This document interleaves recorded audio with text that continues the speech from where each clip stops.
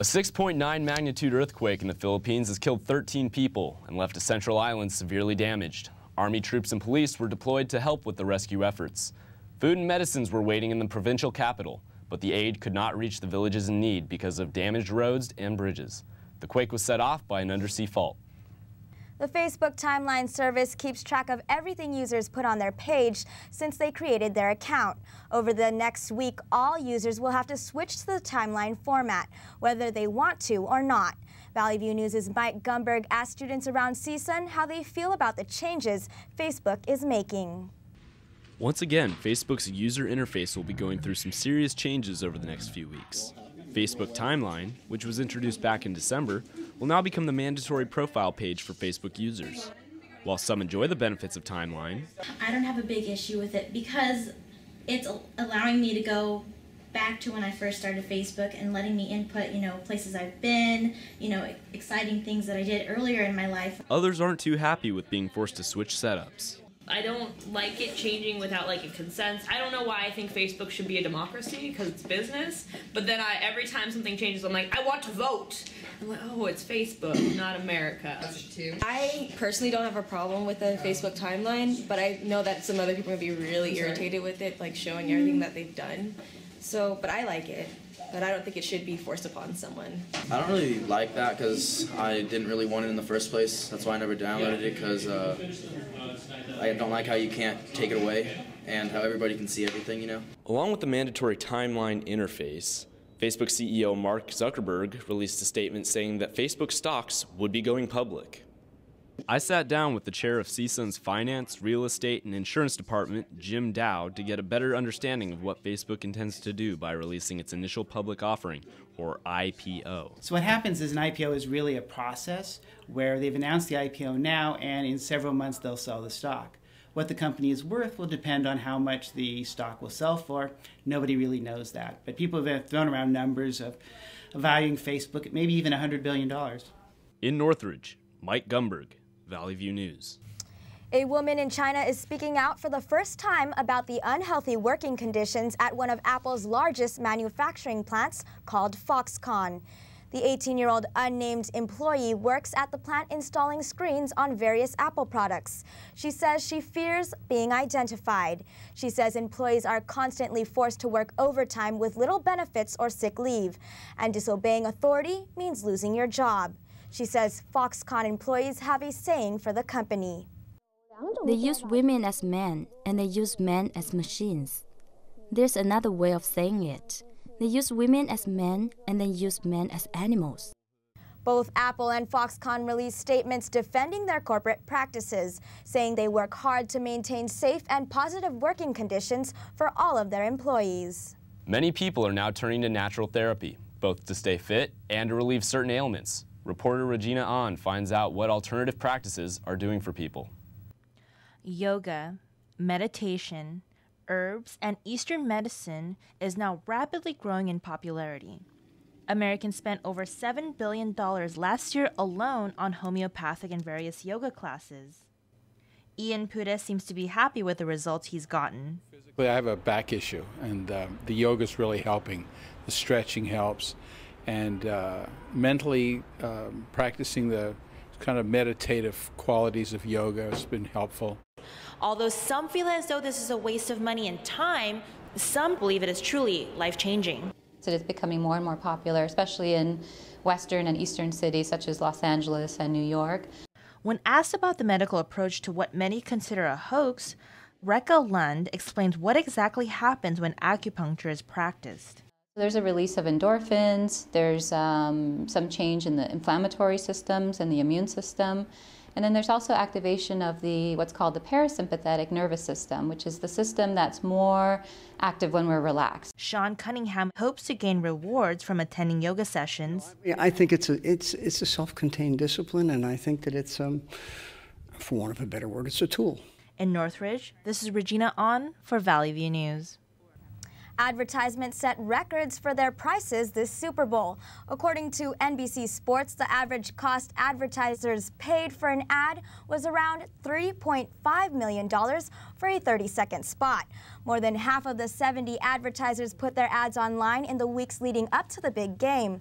This resulted in fewer surprises than the past years, leading to what some experts called a safe Super Bowl ad season.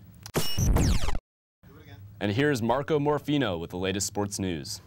It's the biggest football game of the season and a major rematch from 2008. Tom Brady and the Patriots took on Eli Manning and the New York Giants in Super Bowl 46.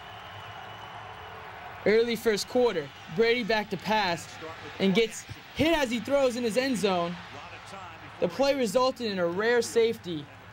Giants off to a 2-0 lead. Following the safety, Manning hits Victor Cruz for a 2-yard touchdown. Giants take the early 9-0 lead. Now Brady back with the ball. He starts to heat up. He throws it to Gronkowski for the complete pass, one of his 16 straight complete passes. Another one, right to Gronkowski. Makes it look easy. Right before the half, Brady finds Danny Woodhead for a 4-yard touchdown, one of his record 16 consecutive first-half completions. The Patriots go into half with a 10-9 lead. Early in the third quarter, Brady comes back with Aaron Hernandez for a 12-yard touchdown. Patriots extend the lead 17-9. Late in the fourth quarter, it's now 17-15. Eli Manning drops back to pass and somehow is able to complete this 38-yard thriller to Mario Manningham, barely in bounds. Let's take another look at it. The Giants would go on to score a touchdown and win the game 21-17. Bradshaw gets the handoff. He tries to stop, and he falls into the end zone for the go-ahead touchdown with just seconds left. Last play of the game. Brady's back to pass. And he throws a Hail Mary up to whoever he wants to throw to. Gronkowski's right there. Oh, no. Giants win the Super Bowl.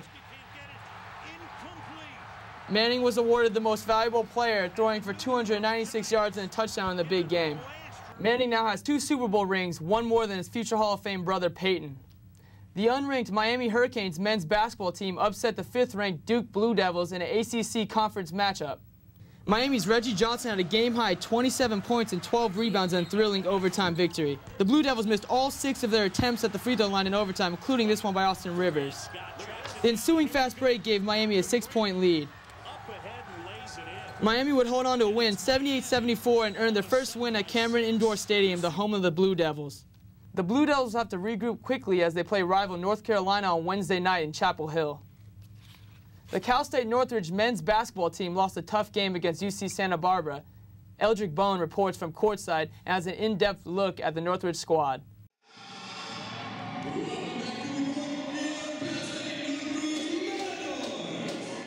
The CSUN men's basketball team runs onto the court of the Matadome as they host the Gauchos of UC Santa Barbara.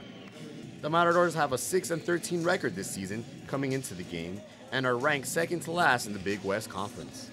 Their opponents, however, are second place in the Big West and have a 12-7 record this season.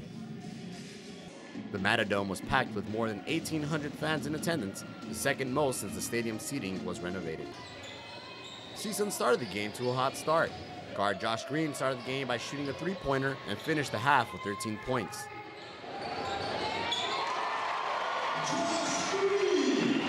The Matadors provided defense in the paint and beat the Gauchos in rebounds in the first half. But the Gauchos provided defensive stops of their own, like this block by freshman Alan Williams. UCSB found their stride as the game went on by finding their big men in the paint and taking advantage of turnovers. The Matadors come out of the gates red hot in the second half. Guard Vinny McKee slots home a 3-pointer and the Matadors cut their deficit by 2 points. But UCSB's all-star player Orlando Johnson shined through the flurry, finishing the game with 25 points.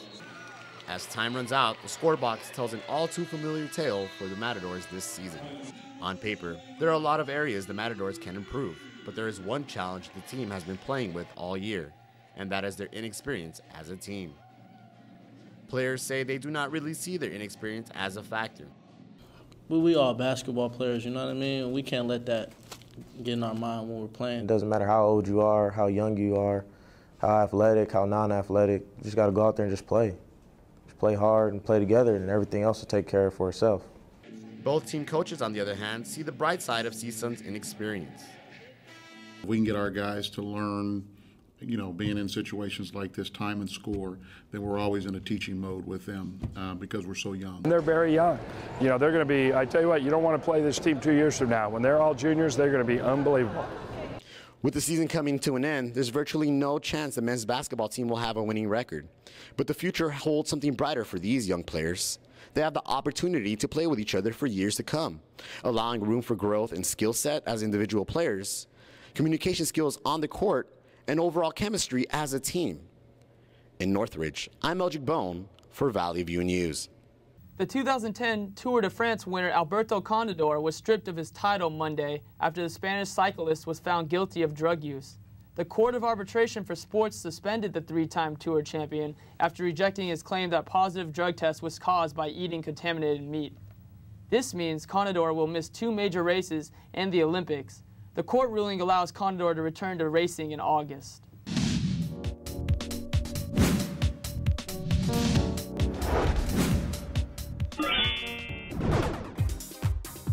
Here's the scoop.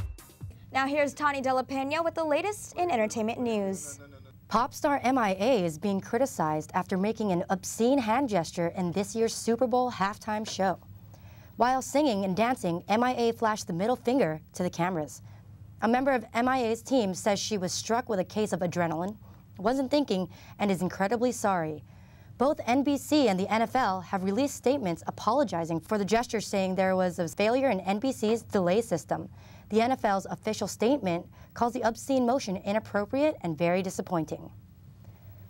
Fashion designer Steve Madden says he's going to preview New York Fashion Week through social networks.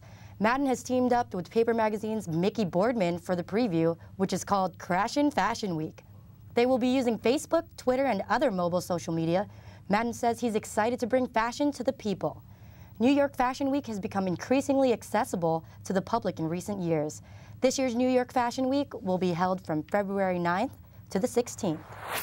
This week's box office results are in. The science fiction movie The Chronicle, featuring actor Dane DeHaan, takes the top spot, bringing in $22 million its opening weekend. Daniel Radcliffe's new horror film, The Woman in Black, followed behind at $21 million. Dropping from first place last week, The Grey, with actors Liam Neeson and Dermot Mulroney, took third place, making $9.5 million. The Big Miracle brought in over $8 million, ranking at fourth place. Finishing fifth is the sci-fi horror film Underworld Awakening at $5.6 million. Now back to Liberty Zabala. Thanks, Tani. Coming up next, some Valentine's Day shoppers are cutting back on their holiday spending, and a breast cancer charity continues to draw criticism after reversing a funding decision.